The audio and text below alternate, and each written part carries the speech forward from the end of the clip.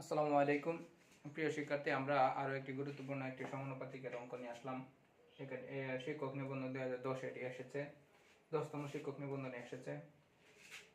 চার চার সমস্ত দুই ভাগের 1 ও 2 এর চতুর্থ সমানুপাতিক কত? তাহলে এটা প্রথম রাশি, দ্বিতীয় রাশি এবং তৃতীয় রাশি। তাহলে আমরা চতুর্থ যে সমানুপাতিকটা সেটা আমরা কিভাবে বের করব?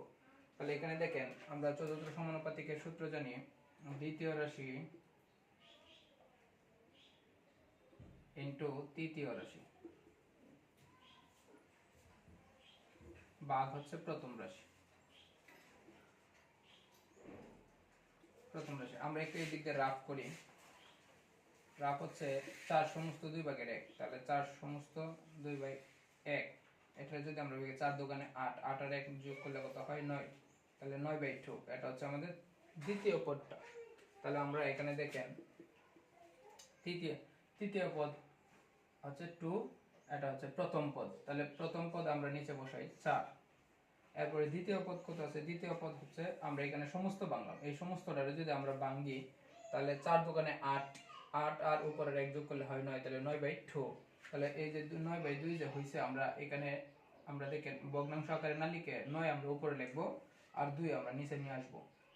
ঠিক আছে? আর আপনার এখানে দ্বিতীয় রাশিটা 9/, এখানে 9/2 ছিল, এখানে 9/2 এর মধ্যে 9 গেছে উপরে আর 2 আসছে নিচে।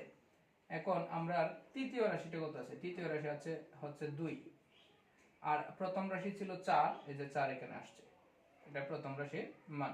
তাহলে আমরা এই 2 আর এই 2 আমরা কেটে দিলাম, উপরে নিচে এভাবে মিল থাকলে কাটা যায়। এখানে 9 কে যদি আমরা 4 দ্বারা ভাগ করি তাহলে এখানে দেখেন আমরা কিভাবে এটা করব, একটু রাফ এদিক দেখাই নি। আমরা 4 দ্বারা যদি 9 কে ভাগ করি তাহলে 4 দোকানে 8, তাকে 1, তাহলে 2 সমস্ত 4/1, এটা হচ্ছে আমাদের আনস।